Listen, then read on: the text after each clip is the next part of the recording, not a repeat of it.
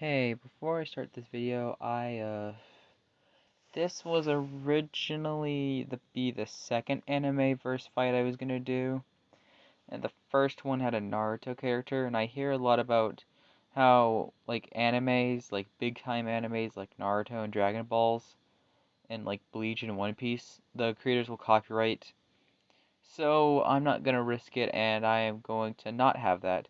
So, under the assumption, I assume this was the first fight I ever made on versus battles.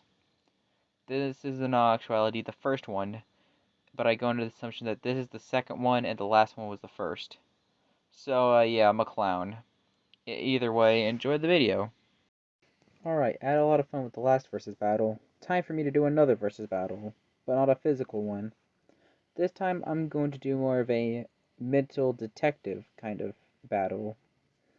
I don't know how to rephrase that, but today we're going to do the Morioh Warriors, aka Josuke, Jotaro, Koichi, Okuyasu, and Rohan, versus Light Yagami, aka Kira.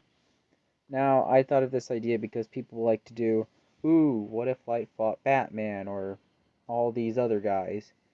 And I thought it would be an interesting idea to put up the Morioh Warriors against him because, well, they're really smart. Plus, they went against Akira before. So I think it'd be interesting for them to go against another Kira. And by the way, this one will not include an animation like the last video. So, yeah. I'm only going to do them every once in a while, and I don't think the versus battles will get animations. It will be rare. But however, I will still do versus battles, because I actually really did enjoy the Sasuke vs Jotaro fight. So, yeah. Today we're going to do Light vs the Morioh Warriors. Today. First, scaling will be based on the Morioh Warriors. Now, I'm not going to do them all together, but I'm just going to go each separately and what their strengths are. So I think the first one to be fitting would be the protagonist of the Morioh Warriors, aka our main hero, not the leader, but the hero to the group, the main one. And that is Josuke Higashikata. Now, Josuke is the fourth protagonist of his part, aka Part 4, Diamond is Unbreakable, and in the Japanese version, Diamond is Not Crashed.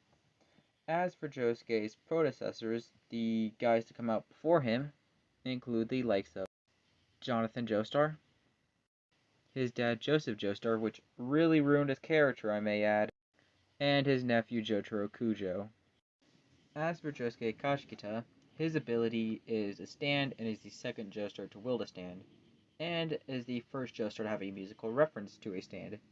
As for the stand he has, it goes by the name Crazy Diamond, which is a reference to the band Pink Floyd and their song Shine On You Crazy Diamond, which, by the way, is actually one of my favorite songs by the band. As for its stats, it's got A in strength, A in speed, range of D, B in precision, B in durability, and C in potential, which is really good, and it's kind of based as a weaker version of Star Platinum to the fan base, which really isn't a bad thing, and in fact, it's actually an okay thing. As for stuff that Crazy Diamond's able to do, like ability-wise, Crazy Diamond has the ability to heal objects or people back to its original state, which includes stuff like if someone gets hurt, he can basically heal you, or if something gets destroyed, he can basically fix it back together. Another impressive thing that Crazy Diamond is able to do is the fact that he has the speed of over 300 kilometers per hour, which is actually really fast.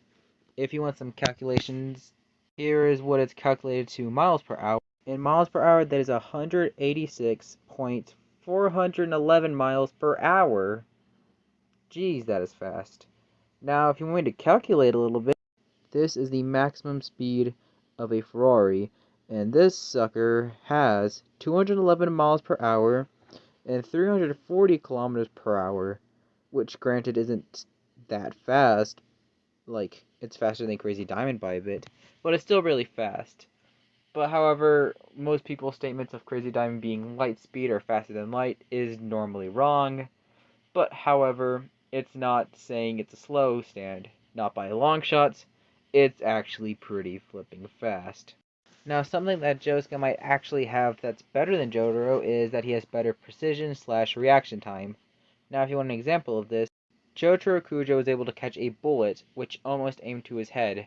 While granted this is great precision, and I have actually told about this, I think Josuke actually one-ups this. As for how he one-ups this, Josuke catches a bullet out of nowhere, but guess here's the shocker, it came out of surprise.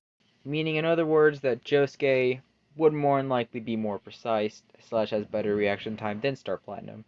If you want to prove me wrong in the comments, you can go ahead and prove me wrong, but I think Crazy Diamond might have the better reaction time. Now, when it comes to intelligence, which is something that really matters in Death Note, Josuke is probably one of the smartest Joestars. Heck, you can argue that he is the smartest. In my opinion, I don't think he is the smartest, but he is one of the smartest. As for an intelligence feat, if you need one, he was able to defeat and outsmart Angelo. Yes, Rockman Angelo. And guess what? Angelo has an IQ of 160, which that's a pretty impressive amount, meaning that Josuke is more than likely over that amount when it comes to his intelligence, which would mean that he may have an IQ of 161 or over, give or take. So overall, Josuke has some pretty good feats. Wouldn't call him better than Jotaro, like Part 3 Jotaro, but he's not bad, per se. But then again, we really won't know how he's changed over in the future, and he could have surpassed Jotaro, but we only get to see him in Part 4, so we never really get to see him grow when it comes to his other styles of fighting. Now let's go to one of the bigger characters of this, and probably one of the big ones that would be the most useful for this whole battle, Jotaro Cujo. I've already scaled this man in my previous versus battle, as he was a part of it. Now, if you're wondering what Jotaro would be scaled up to, in my opinion, and you want to know about some of his stuff, here is Star Platinum stats, and these stats speak alone. Yeah, look at these stats. Jeez. But there's one last ability that's going to be pretty useful here.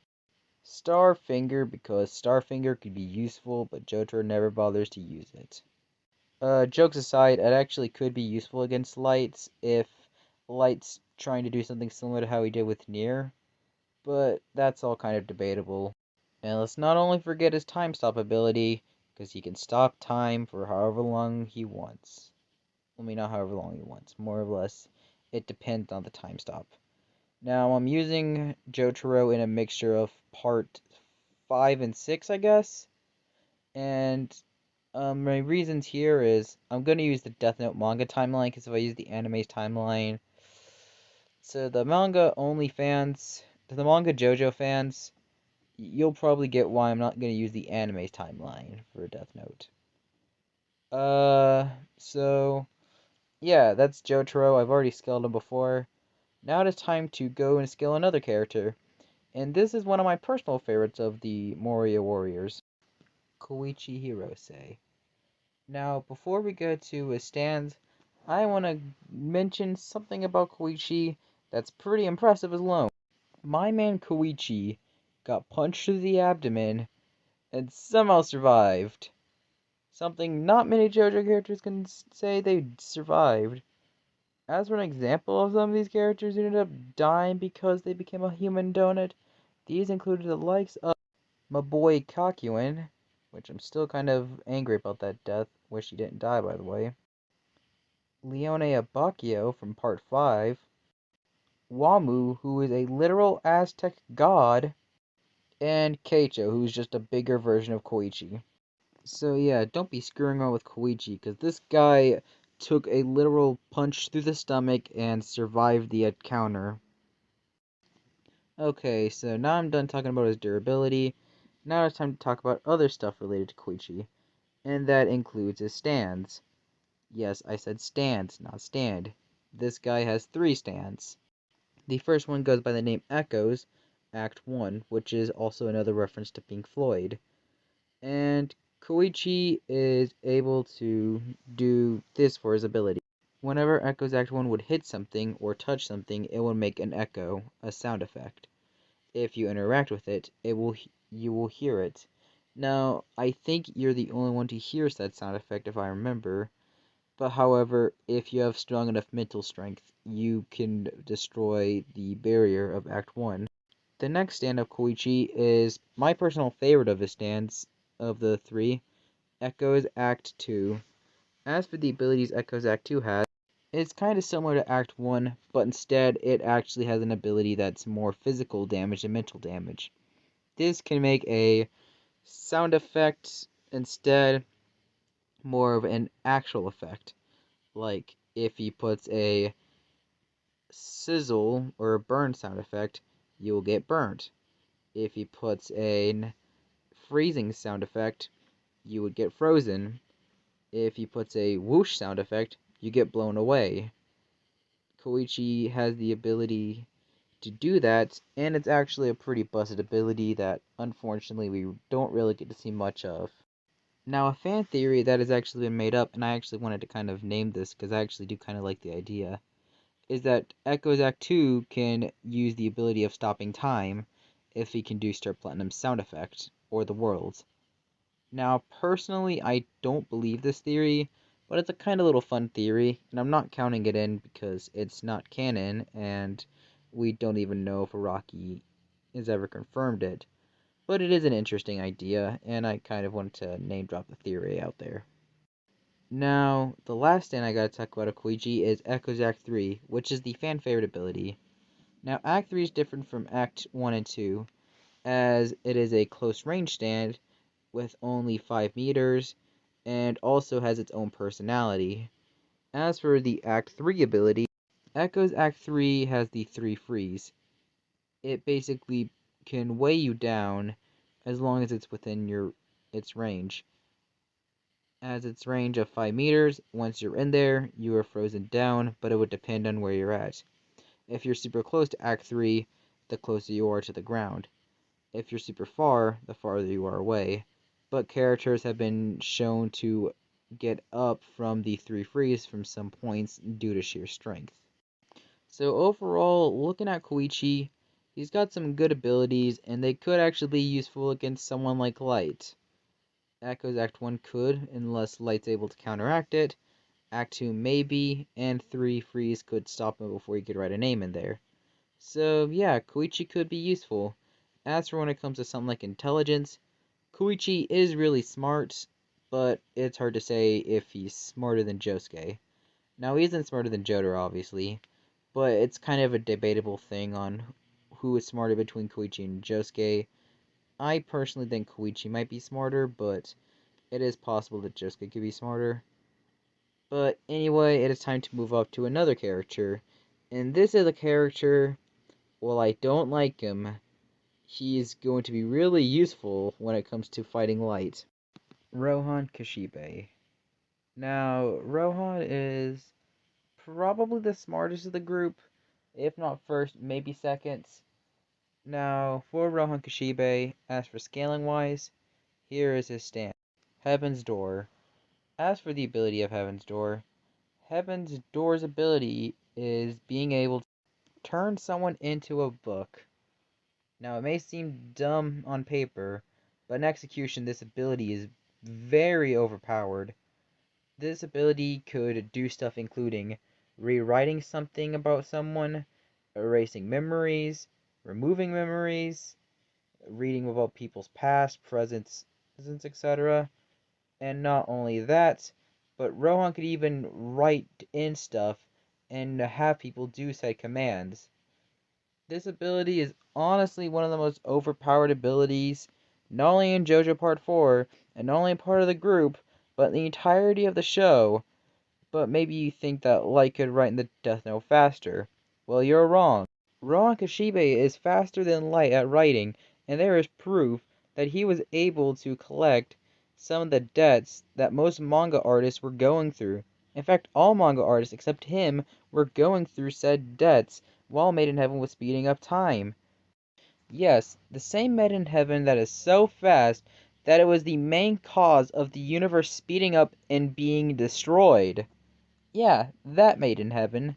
The same Made in Heaven that caused all of that trauma. So in other words, while Rohan is not the best fighter of the group, and not by a long shot, he's more than likely the worst fighter, either him or Koichi, he at least makes up for probably being one of, or if not the smartest character of the group. And not only that, despite having an overpowered stand, he uses the stand really good. Though he could have used it better in some stuff, he at least uses it the best he can, in my honest opinion. So yeah, there's Rohan. Now it's time for the next character to talk about. And I think a lot of you guys are going to be confused why I'm including him on this, and just remove him in this because he would be dead weight to most people. But I'm going to show you he would be useful. As for this character, Okuyasu Nijimura. Now before you think it's a bias that I think Okuyasu could be useful, no, I don't even like Okuyasu. But if I'm being honest, he could be a lot more useful. He wouldn't be the most useful, probably the most useless if we're being honest, but he could actually contribute to the group when it comes to investigating Light. Now, for a stand and stats swap, yeah, these stats are kind of not really that good. Like, his strength and speed are alright, his range sucks, his durability, precision, and potential are meh at best. But yeah, minus from those crappy stats, there's one thing that he makes up in it. One ability that's able to make him at least stand on his own. And I think we all know this ability. The hand's ability is to swipe things out of existence. And not only swipe things out of existence, this includes gravity itself. You can also pull people closer to him, people away from him. Not only that, but he can also swipe things out of existence alone. But there's just one problem with the hand, and it's pretty popular on why the hand's not really that good of a stand.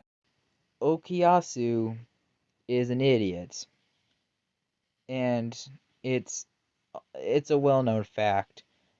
It's basically a long-running joke. Even Araki admits he's an idiot, but it doesn't matter, because in Death Note, there was an idiot that was useful to the group.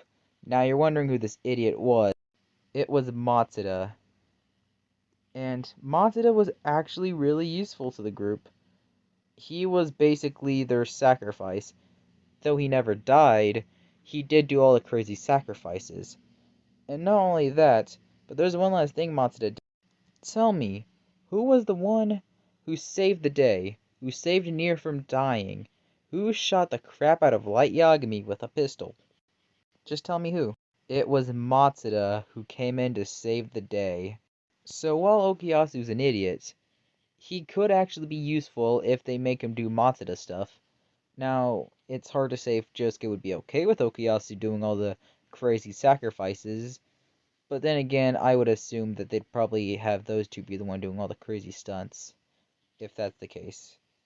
But Okuyasu could actually be useful, kind of as someone to kind of take all the falls, and to be a Kira death.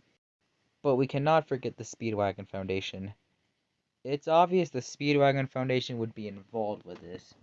They are always involved with the Joestar's quest.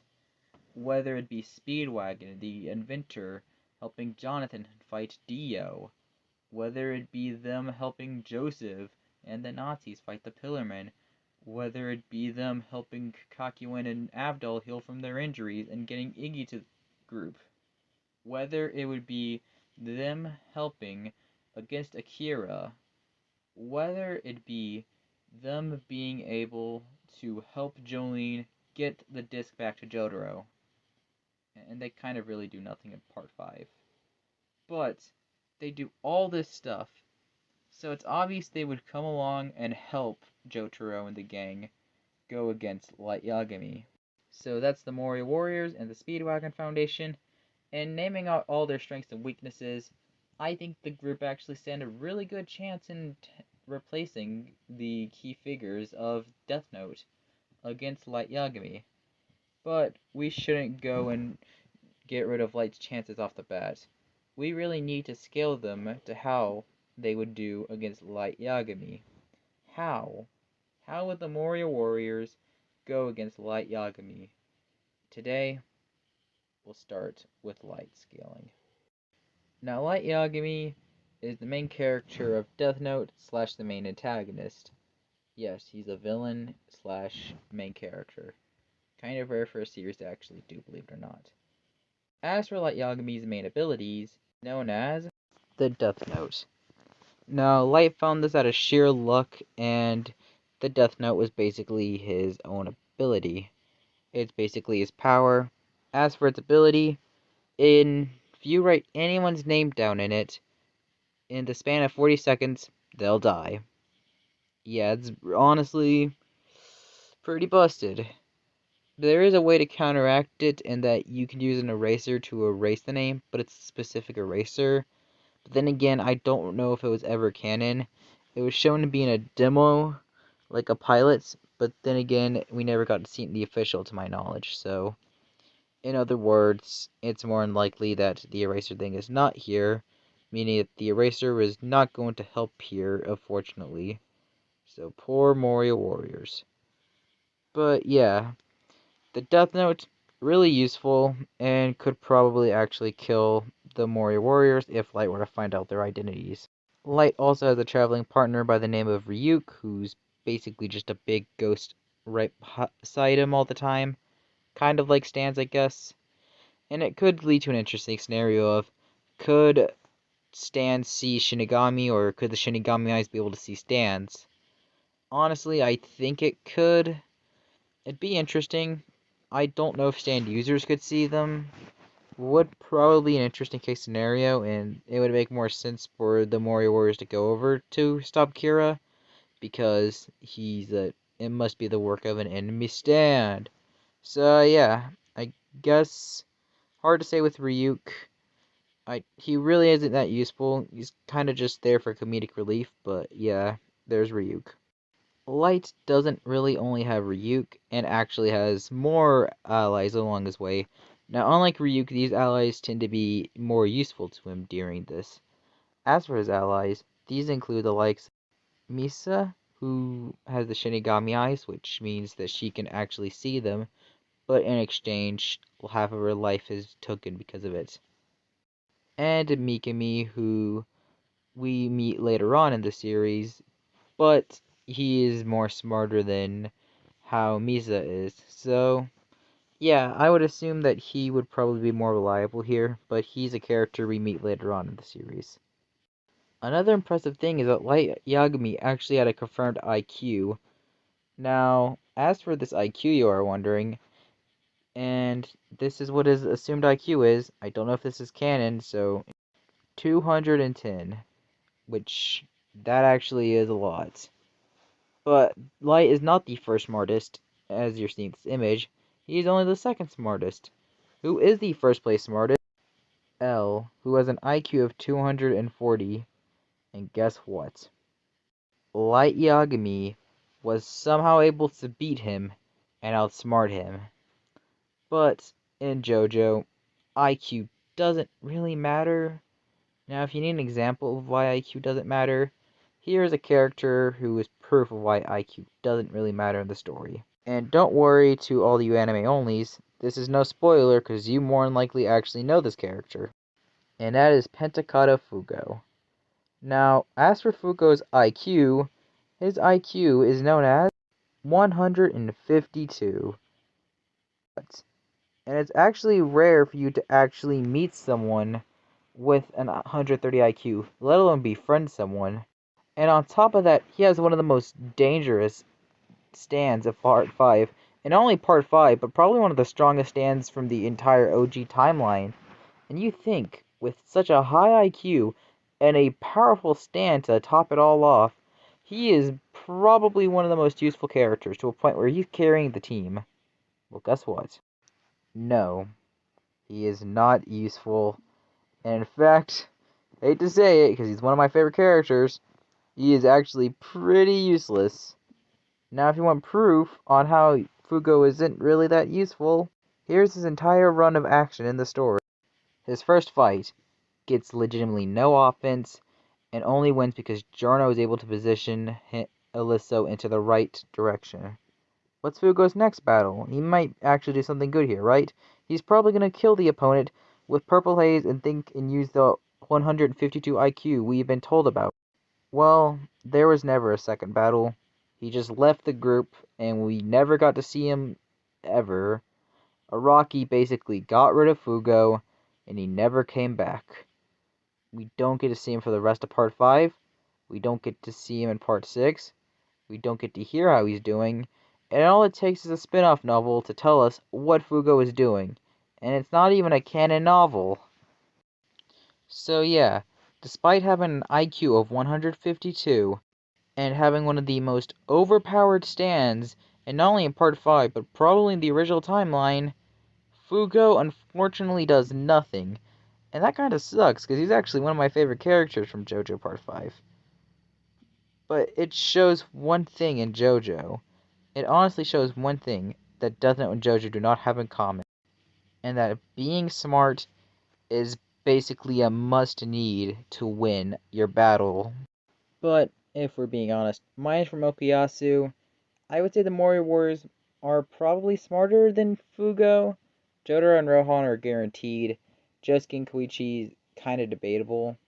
I would probably say they more than likely are because Josuke was able to outsmart Angelo, and I'd probably put Koichi near Josuke's intelligence, maybe a little lower, a little higher. That's still kind of debatable. So yeah, I would say they actually do stand a chance, because I'd say they are much smarter. Well, mine is from Okuyasu. And plus, this isn't the first time they've ever fought Akira. Yoshikage Kira is one of the smartest antagonists in JoJo, and one of the smartest antagonists in probably anime and manga, for being honest. Being really book smart and street smart, but mainly book smarts. And not only that, but the fact that basically they all almost die to him shows that Kira more than likely is probably one of the smartest antagonists we ever really meet in the story. And that's probably got to do more with the fact that Cars and Dio are just idiots and don't even use their abilities to get the kill when they get the perfect chance to get the kill. But this Kira is more dangerous. Instead of needing to get close to kill you, he needs to be anywhere. He can be close and right in front of your face, or he can be far away, just monologuing. And that's the scary part. Light Yagami, if he knows their identity, it's all over. That's just all said and done. But I think the Morioh Warriors are people who could actually be careful, avoid Light Yagami, and stay in the shadows. As long as they try to find out who he is and probably be more quiet and less loud, I think there's a chance they actually can beat Light Yagami. And with that being said, everything has been said. All my scaling and etc. I have said everything I needed to say, and at this point, I am all ready to go with this round. As how we're going to go with this, I'm going to make 3 rounds. Round 1 will end up being, they will end up being replacing for L, taking his spot in the original case. Round 2, we are going to say the rules will be here is right after the death of L and right before, Near and Mello end up joining the case. The third and final round's rules will end up becoming the group will end up having to replace Near, and will also end up replacing Mello as well. I'm going to go with round 1 first because it's called round 1 for obvious reasons. And instead of calling L, the police task force instead decided to contact the Speedwagon Foundation and Jotaro, and Jotaro would also decide to bring Koichi, Okuyasu, and Rohan and Josuke, just in case if he needs some help along the way, in case if the mission gets too dangerous. Now they would head over to Japan as fast as they can, just to stop this whole Kira thing. Now the first question you gotta ask is this. Do they do something similar with Lindell Taylor and stuff? Now what I mean is, do they decide to sacrifice a criminal, or do they not decide to do it? Now, in Rohan's case, this seems very in character, and I think he would be willing to do it. I also don't see it being a very far-fetched idea to see Jotaro decide to help Rohan with the whole sacrificing a criminal idea. But I do not see Koichi, Josuke, and Okuyasu wanting to do it. But then again, Rohan could probably just use Heaven's Door and he would get his way, and because of that, they sacrifice a criminal like what Rohan wanted, and everything like that would kind of go the same. Now, would they send the FBI into this story? Now, my answer to this would be no, but instead they would do what kind of would have been obvious at this point, and that's put in the Speedwagon Foundation instead in their spots, having some random Speedwagon agents kind of take the spot of how the FBI did in the original timeline, being the ones to kind of stalk everyone. And I still think Light Yagami would find a way to get them. Now, the only change is that there would be no Naomi stuff, because she's never lost her husband Ray, so what's kind of the point of doing that? But minus from that, Light Yagami would still be able to kill the Speedwagon Foundation by using the Death Note to do it, because that's what he would have done, kind of like in the original timeline. Now, due to this, multiple members of the Speedwagon Foundation would end up dying due to this, and that would kind of resolve around that kind of going the same. The Morioh warriors would decide to narrow it down to the ways the deaths happen. They would figure out that all the deaths happen, that it would have to be someone who goes to school, because that's kind of how the time goes by with it. Now, they would find some suspects, and one of these suspects would obviously include Light Yagami. Now, a question would be, would they investigate everyone, and after that, would they investigate Light Yagami next? Well, yes, they would. They would probably go up and go to meet Light Yagami. And unlike L, they would not want to use the whole security camera thing. Instead, they would have Rohan meet Light Yagami face to face, because they would. Jotaro would also go, because Jotaro, he would also help. And maybe also Josuke, in case Light tries to pull a fast one and hurt one of them, Josuke can use Crazy Diamond and heal them before one of them get hurt very badly. Rohan would off the bat use Heaven's Door on Light Yagami, because that would be the thing he would do to everyone. After using Heaven's Door on him, Rohan has Light as a book and will start reading him. Light Yagami will be learned about everything. Rohan will learn everything he knows about Light Yagami, and everything that would include the Death Note, where it was hidden the whole time, and the evidence to prove that Light Yagami this whole time was Kira. And because of that, the Morioh Warriors win. It would be that fast. If they do what L did, all they would have to do is investigate as many people as they can, once meet Light, have Rohan use Heaven's Door, and it's done. That's all they have to do. And because of that, there'd be no way Light Yagami wins. Not a single way he could have won, unless he does the Shinigami ideal and last second is able to kill everyone. There's no way he would win. Now, as for the second, third round, what happens next? Do the Morioh Warriors still win, or do they lose? That's the question. Do they win still? Well, yes and no. Let me explain. Light Yagami at this point is more smart and more dangerous than he was in the beginning.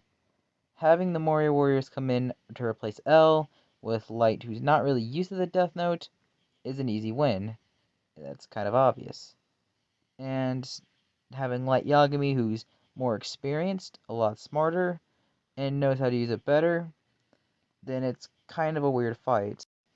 Unless they copy what L did, like how Niramello did, I do not see any way the Morioh Warriors could honestly win this. That's kind of a hard scenario to counteract. Light Yagami is far more experienced, and really there's no way to beat him.